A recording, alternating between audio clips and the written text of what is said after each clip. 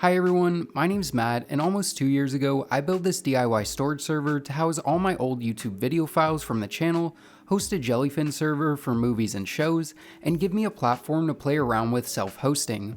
And while the systems worked pretty well, I think it's time to build a new one that better fits my current goals and needs. So in today's video, I'm going to show you what I'm currently rocking, take that system apart, and build my new server from the ground up. So let's quickly talk about my current system, what's staying in it, and what's going. For the CPU, this system is using an Intel Core i5-12400. This is a 6-core, 12-thread CPU that has integrated graphics that are great for video transcoding in Jellyfin, something we'll talk about more later. Beyond the iGPU, I also picked this chip because I thought I'd be running VMs and other CPU-intensive applications, but that just didn't end up happening, so having this much CPU horsepower in a storage server like this is definitely overkill. This CPU is sitting inside of a Gigabyte Aorus B660M board that I picked because I had it on hand at the time and it fit all the hardware I wanted to use. Also, I was cooling the 12400 with the stock cooler it came with, which worked out fine as the CPU was rarely under a heavy load. For RAM, I have 32GB of DDR4 at 3600MHz CL16. I actually had 64GB in here at one point, but that was pretty unnecessary, so I went back to 32.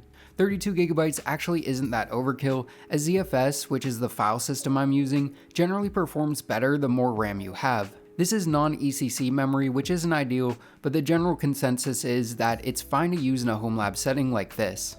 For PCIe expansion, I was using a Mellanox ConnectX-3 10GB SFP Plus card for super fast networking, and I had a generic SATA card installed as well to give me a few extra SATA ports. And we just won't talk about what I did to the poor M.2 SATA card I originally installed. For drives, I'm using 3 different types. The first is dual 120GB ADATA SU800 SATA SSDs that are used solely as redundant boot drives for the OS. I've got 2 500GB NVMe drives installed into 2 of the board's M.2 slots, which I've used as app storage. And finally, I have 6 14TB Western Digital 3.5-inch SATA hard drives that I shucked from external drives to save some money. I actually bought these new back in 2022, I believe for around $1,300 in total, or around $215 per drive. These are set up in a RAID Z2 configuration, so I can have up to 2 drive failures before I lose any data, which gives me a usable capacity of around 50TB. These are very similar to WD Red Plus drives, which like all hard drives right now are insanely expensive, which we can thank our AI overlords for. This system is being powered by a 650W, 80+ gold rated EVGA SFX power supply, which is pretty overkill, but has worked great this entire time. And all this hardware is wrapped up in a Johnsbow N4, which I modded with a 3D print to have 2 additional fans for the hard drives. This case is nice as you can fit a lot of hardware in a small space, but it's hard to recommend. Johnsbow recently released a N6 case that's basically this case, but upgraded in almost every way possible, and I'll link that one along with everything else mentioned in this video in the description below. So now that you understand where I'm starting from, let's talk about what's staying, what's going, and what my goals are for this rebuild.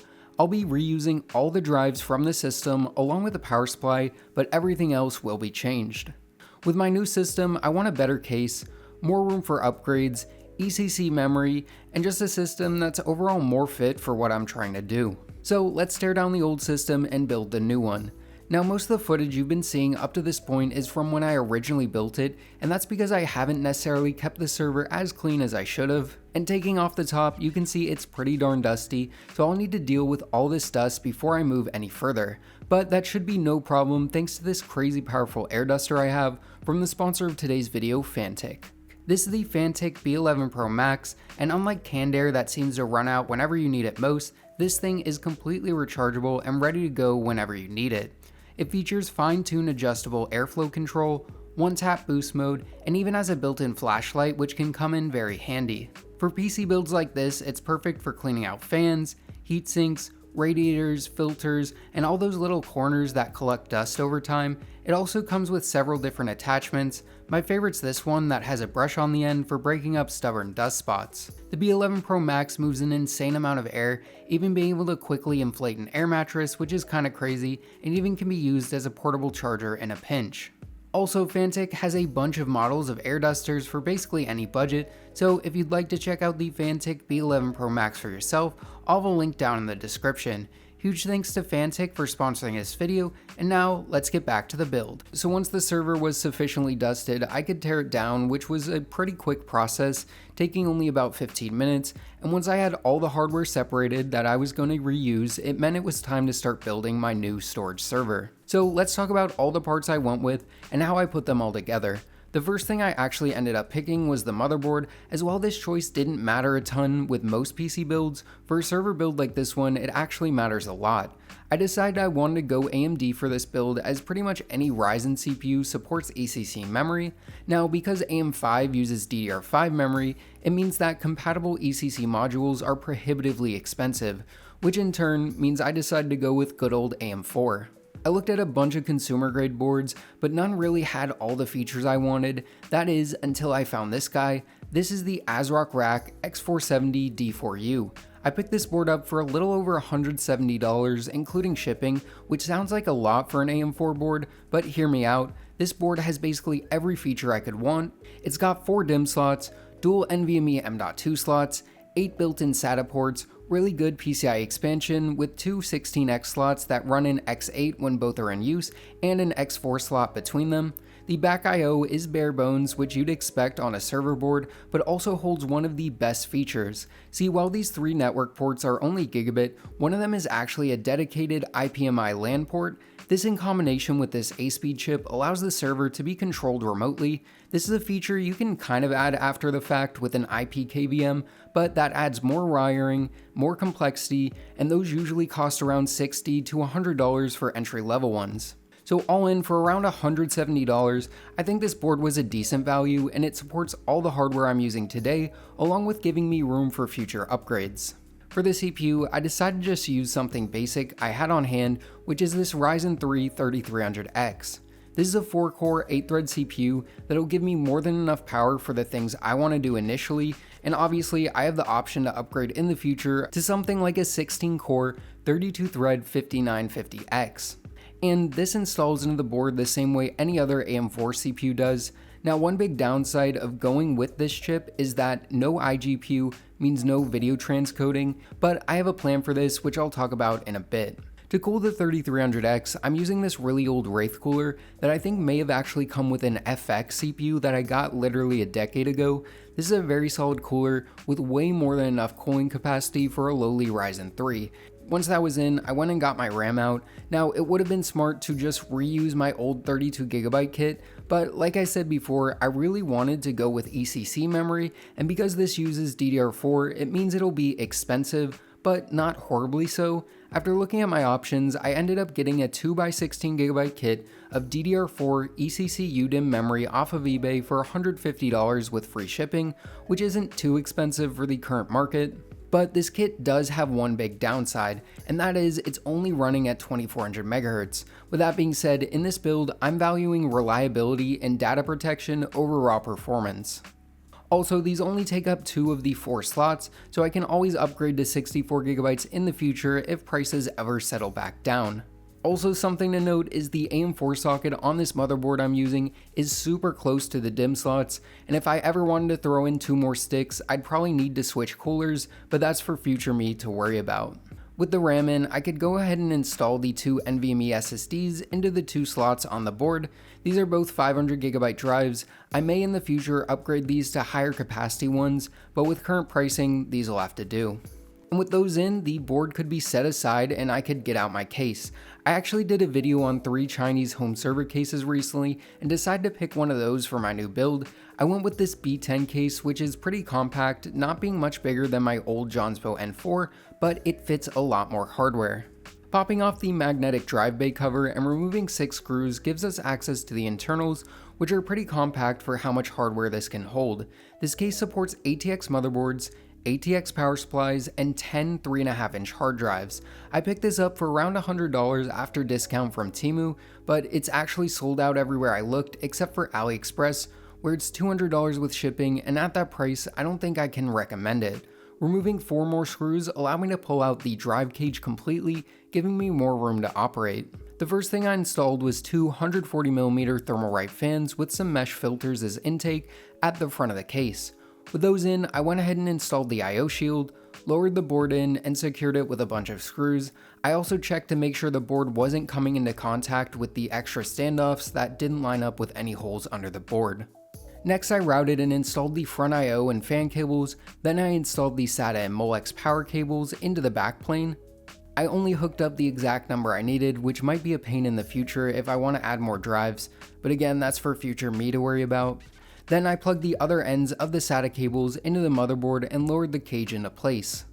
Also, something to note is normally side-mounted SATA cables wouldn't work in this case, but because this board offsets them in a bit, it meant I could use them. With the drive cage secured, I next installed a 120mm fan as exhaust, which should help direct air over the PCIe cards I install. Speaking of which, I then plugged in the new to me dual 10GB network card called the Mellanox Connect X3 into the middle X4 slot. I got this NIC for under $20 on eBay, and I probably won't end up using both ports, but who knows what the future holds. Then I could plug in the next part, which is actually a dedicated GPU. Originally, I wanted an ARC A310 single slot card, but those are stupidly expensive right now, and I was actually able to get an ARC A380 6GB, a better card, for around $125 after discount. These ARC cards are pretty low power and are video transcoding beasts, which will come in handy for Jellyfin and maybe even Plex if I FOMO buy a lifetime pass before the July 4 price increases. And this card went into the bottom X16 slot, meaning I have another full X16 slot at the top of the board for anything else I want to add in the future. And to note, these two X16 slots will only run at X8 if both are in use. Then before I put in the power supply, I went ahead and plugged in all the modular cables into the components. Now, like I said before, this case supports ATX power supplies, but I decided to reuse my EVGA SFX unit with the 3D printed adapter to give me more room for airflow, and because it uses shorter cables, it meant it should be a little easier to tame the cable mess. And then once all the cables were plugged into the power supply itself, it meant there was just one more thing to add, which is all the hard drives. Each drive required 6 screws for the mounting hardware, so 36 in total between all 6 drives, and then it was just a matter of sliding each drive in one at a time, which is definitely the most satisfying part of a server build like this in my opinion. And with those in, the physical build was done. I think all in all, this is a pretty good set of hardware for a home storage server build that will work great for now and even give me room for future expansion. But hardware is only half the equation, so let's talk about the software side of things along with stuff like temps and power draw. So when I first booted the system, it was doing this weird thing where I'd only get video out from the GPU when in the BIOS or boot menu, but when trying to boot to any OS, the system wouldn't output video. I wasn't sure this was the problem at first, but after a lot of troubleshooting and research, I found on a forum that switching the PCIe configuration from 1x16 to 2x8 would fix the problem. Beyond that, I haven't really messed with the BIOS much at all, but I have played around with the remote management feature, which seems like it's going to be super nice for stuff like power cycling the machine when it's unresponsive, which doesn't happen often, but the few times a year it does, this will be great to have. So now let's talk about the OS. The plan was to do a fresh install of TrueNAS on the boot drives, upload my config file, and be back up and running very quickly. I've been running TrueNAS for many years now, and it's worked really well. With that being said, moving forward, I might try to switch things up by either virtualizing TrueNAS in Proxmox, or even maybe trying out Linus's HexOS for a video, which is also based on TrueNAS. So if that's something you'd like to see, let me know in the comments below. But for now, I'm going to continue with TrueNAS on bare metal, which I don't know if I'll do for very long, as I have kind of a borked TrueNAS setup going right now. See, when I went to download my config file for the fresh install of TrueNAS, Chrome didn't actually download it, which caused a ton of problems.